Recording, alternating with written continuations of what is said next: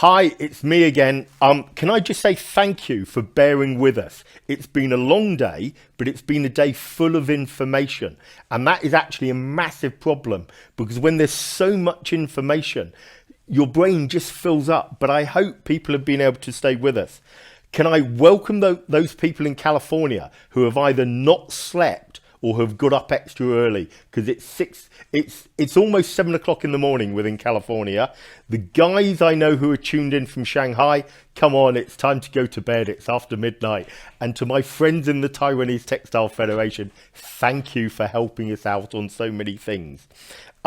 Those of you who don't know me, possibly my only skill is dumbing things down to make it really comprehensible to a wider audience. But today I'm going to talk on nylon. Can it be the sustainable future?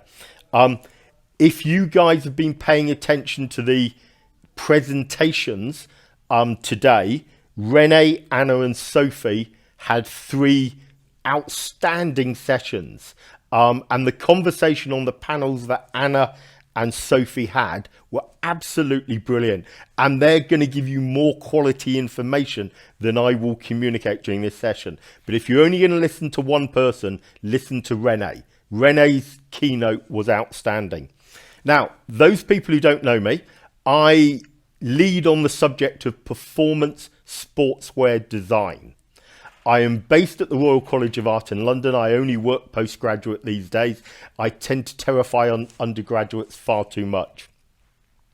What you'll be able to see is that I do rather more technical than I do aesthetic. So my slides will start to annoy you because they're that, you can tell that I don't do the look in a really positive way. But yes, that was the opening slide. The next slide. I have 2 quotes here. One's from a brain that I really suspect in who works in nylon. One's from the vice president of philosophy at Patagonia. And when you first read them, they're almost 2 different statements. But I think they actually match each other very closely. And if you want to tune out, this is my takeaway message. You have to have a sustainable solution. And when we're talking about regenerative, we're not just talking about regenerative agriculture. We can have regenerative synthetic yarns. And the message which has come through today is how much of the recycling is going on with the polyamides. Anyway, on to bigger things. Textiles has this awful reputation, as has been pointed out. This is the amount of textiles sent to landfill somewhere in the world every second of every minute of every hour of every day in every year. We suffer from a reputation of being the second most polluting industry. That's not true, but we're most probably in the top. Well, we are in the top 10. I think we're number 5 or 6. And we need to address things like this. What we should be doing, and I'm really grateful to Pamela, is that we started to actually address this question. Because right now, I believe we're on an overpopulated world that is over-consuming. And we're actually adding to the problem because our supply lines are so long, we are overproducing.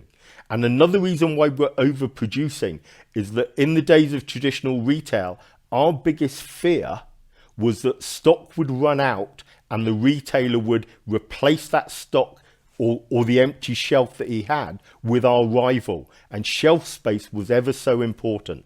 So we need to bear these things in mind. As Pamela hinted, we've got an incoming problem, and that problem is going to get an awful lot bigger. So we need to start thinking more holistically towards the solution.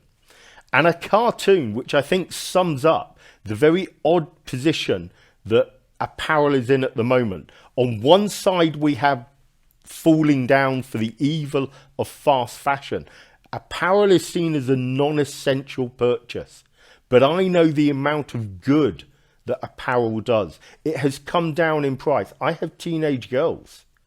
They thoroughly enjoy going to buy a new top, and it makes them happy. And actually the individual footprint of garments is not that bad when compared to other things, but it's a very influenced area. And we have to tread a very careful path between the downsides of the industry, but also I have been going to China now for over 30 years, and I have seen the effect that agriculture, whether in textiles or in food production, has brought it up that country and other nations from developing to trading to actually world superpower status now. And if you look at the healthy middle class in China, you've got to thank the consumerism because of it. Now, whether that consumerism is a good thing in the long term, we need to rediscuss. But straight onto the subject thing, the current position of nylon, I think everything on this screen we accept. I've said what it's good for, what it's not good for, but the last line is the reason why it continues to be a very major influence. There are so many alternatives out there, but we do not have a price pointing which is comparable to polyester or to cotton. But if everyone's happy with that, I'm going to go into a little bit more detail on those individual things. The problems that we have the natural industry, or the natural yarns, of which cotton is the best known. And whereas practice has improved so much, we were all caught out by the social responsibility that Pamela highlighted earlier. We have, and it's really been centered on today, and I have to admit I don't agree with a lot of the presentations on this, but we do have the microplastic problem, which has also become an easy fall victim for the whole of the synthetic industry. Pollution in the ocean is the third biggest problem in the ocean. Our biggest problem is global temperature rising, so the sea temperature rising. Our second problem is overfishing. Our third problem is pollution. And of pollution, from the yarns, from the textile break-offs from the laundry process, we know there are more cellulosic yarns in the ocean than there are synthetic. So to heap everything upon the washing of fleeces as the worst thing you can do in the world, I think we're not targeting properly. But this also brings to mind the subject of biodegradation. Now, biodegradation of synthetic yarns is a subject I could go into for ages. I think it is excellent technology. But when I mean the technology, I mean brands like what we've seen from the people in upstate New York, Primaloft with their bio, or the Cyclo people. That has actually moved it on a whole leap, because what happens, I can buy from lots of mills that will put in a decomposition additive, but they will accelerate the decomposition by up to tenfold, which is good. But when polyester and nylon start to be measured in centuries, bringing their breakup down to decades, I think is not good enough. Especially when you look at the ISO, the main test method of biodegradation is when it will go through a very fine sieve. Well, that to me isn't the right type of test. And I have colleagues at various testing houses who are trying to come up with a better one. Now, in the short term, we're using the ASTMs. 6691 for with oxygen, 5511 for without oxygen. They measure it in months, and after 2 years, especially, that's seen as the cutoff point. They want to know how much has come off, as in how much off gas is there. And we've talked about the methane and the carbon dioxide, which are greenhouse gases. And I was really interested to hear some of the solutions about capturing those gases, which wonderful. I've learnt that today.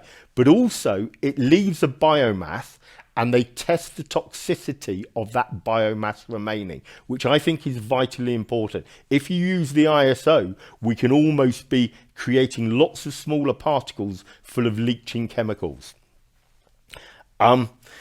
We have the water problem associated especially to natural fabrics. This is the famous picture of the Aral Sea from the last millennium and also the last decade, where we see 90% of the water gone, and the massive social implication of this when they introduced industrial agriculture with the irrigation techniques. We know about those dodgy chemicals, the forever chemicals.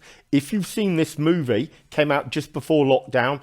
It was based on the book Exposed, which is all a true story. If I just go back one, it's well worth seeing, and it shows that not everything in this industry is as wonderful as we want to make out. There are some evil sides, and this is one big case. But the industry has voluntarily moved away. Where this cartoon, which has now been much repeated, and we've got through the COVID, the recession, COP26 with the climate change highlighted everything literally a month ago up in Glasgow. It made progress. I would say it didn't make enough progress, but at least we made progress. But to me, the more important thing was COP15 that happened mid-October. It was in China. The next one in the series is going to be in Geneva in the new year, about the biodiversity. If you don't understand biodiversity, when we talked about it yesterday in regenerative agriculture, it is, where are the bees going? The bees are responsible for pollinating 80% of the arable crops in the world. Why are they dying off? And why aren't we trying to save them? In simple terms, why, when you drive a long car journey now, do you get very few bugs on your windscreen? Anyway, back to more incoming issues. I think today we have really addressed the problem of whether recycled nylon will suffer the same problem that recycled polyester suffered, which, for those who don't know, 15 years ago, it was known that polyester bottles, PET bottles, were going straight from a bottling plant to a nylon recycling plant, to a polyester recycling plant, without them being used for liquids, just so we could put on the recycled stamp. I think the generation now where we're using the global recycled standard is a sure thing to do, but that is a licensed thing coming through. We have the new sources. Much more importantly, when we look at the polyester industry, we know how much waste there is from the drinks bottle industry. What we're seeing right now are an increase in sources. And the biggest question that we've had come in today has been about, do we know that there's going to be enough feedstock for nylon? Traditionally, we've always used the cutting room floor waste, but since Gerber technology and the such like, there's been less waste from the cutting room floor, but that is pre-consumer.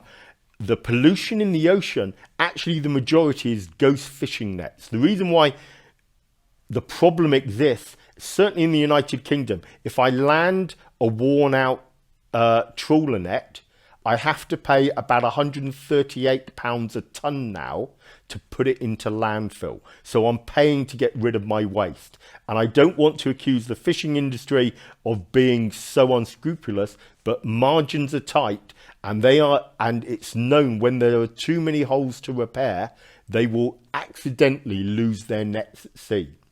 We've also seen over the last decade a great progress towards mono-material carpets, mono-material polyamide carpets, and actually ones that easily separate from their backers, so that we have a new stock of it. And as we've heard today, extracting nylon from car tyre waste. We have such a vast amount of car tyres.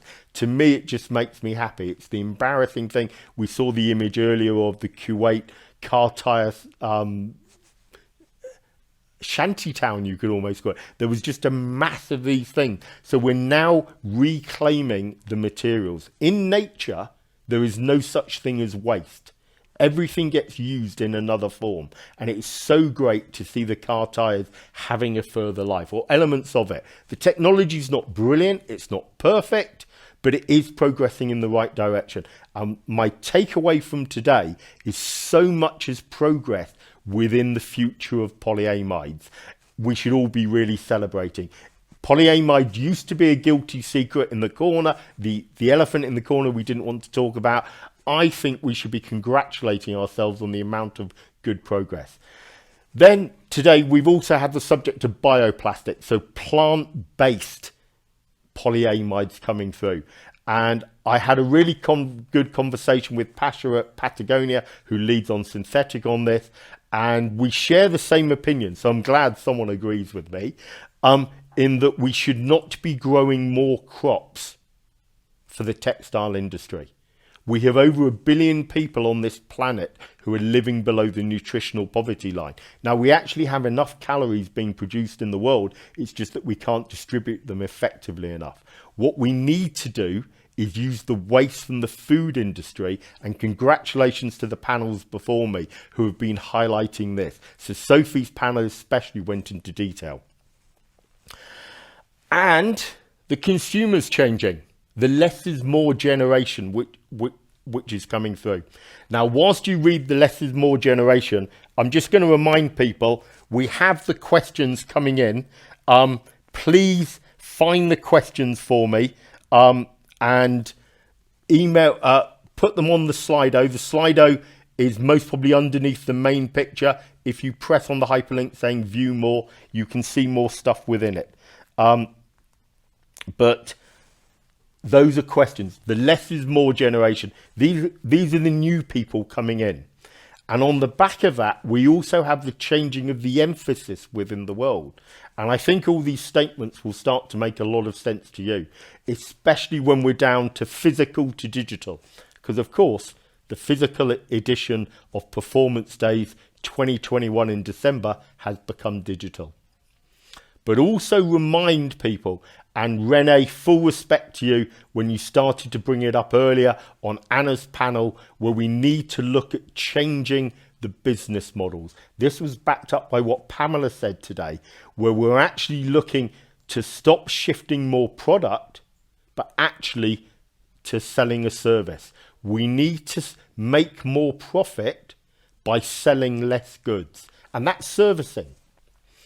So on the back of that, we have the changing consumer. Now, we all know about Generation Z, or Generation Rent as we call them. Being within the academic system, I see them on a regular basis. We are amazed at how big their debts are when they graduate college. They have an active interest on climate issues. Fridays for the Future, I take my hat off to you. You are prepared to go out and do something, and you are prepared to be vocal because you are taking responsibility for the world that you are going to inherit, or you're going to become the guardians of. Now, these people are also living a lot more in rented accommodation, as we said, where there's less storage. I'm middle-aged, I have an attic, all my junk goes in there. But they have restricted wardrobes, and it's very noticeable with their restricted wardrobes. They're going for brand values which associate to their own values. So they don't mind paying more for garments if those are the garments which allow more of their personality to be seen. At their character and their personality. They have this greater world knowledge through the information age. And something that Sean said earlier, Sean from Polygene, we are inherently lazy. If we're going to suggest change, it has to be an easier default. And I love it, Sean, that you highlighted one of the biggest things to get people to change their behaviour. So yes, the solution is quite straightforward to me.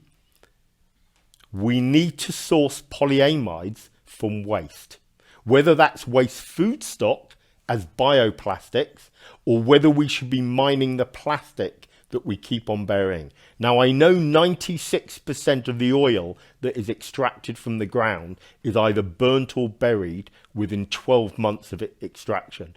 We are burying an awful lot of plastic product, and I look forward to the technology that makes recycling all 7 different types of plastic commercially viable. Right now, we've got polyester.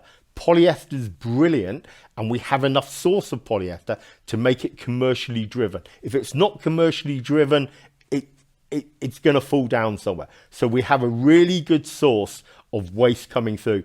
I want that to be uplifted to polyamides as well. So I don't see a problem with using synthetic materials. As I said much earlier, every material has its downside. If you want me to highlight cotton, I'll go back to the evidence I've already shown. So the mantra, the takeaway message, which I want to leave everyone with, is, to me, sustainability is longevity. The longer a product lasts, if it corresponds with you buying less proportionately, the better it is. So I would rather that you buy an ugly composed jacket made from mixed materials, made from some dodgy material with some weird finishes that you're going to hold on to for a decade or 15 or 20 years, than buy something which either is going out of fashion or is wearing out within a couple of years.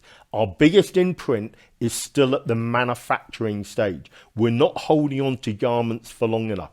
We want you to wear garments until they wear out. Yarn engineering has improved considerably in the last 70 years. And we are now at a state of society where teenagers buy worn out garments because of the trend. So they're buying brand new stuff like jeans, which have been stonewashed and have holes in. As a society, that's a trend. I recognize that. But shouldn't that be reflecting on ourselves? Why, if we want the worn out look, why aren't we just shopping for pre-loved? The question is there. So without going on to far too much detail, those people who've seen me present before know that I always use a Banksy slide towards the end. Can I remind you, Banksy is a graffiti artist, and you should look at the graffiti on the right-hand side of this slide. There is always hope, and I genuinely have faith and confidence that this industry, especially the outdoor sports performance industry, has the ability to flip over and actually be a beacon for good. There are so many things that we can do on apparel that if we just carry through our convictions, we can become carbon negative towards the planet's impact. So we will absorb more carbon in our process than creating the garments is. As I've said already, I have teenage daughters. I don't believe I can stop the anthropological demand of fast fashion. Yes, I'd like them to buy better materials, but the price is the great attraction of it. And if they're buying, if I can't stop it, then if they're going to buy materials which are actually doing more good for the planet, I'm not going to feel so guilty. So yes, on to my final slide. People who know me know that I always put up so many words that you guys spend a lot of time reading that. I think these are very strong messages. It features my email address if you do need to contact me afterwards. But I'm now going to turn to questions. So I just need to warm up this system because I've not been paying enough attention to it.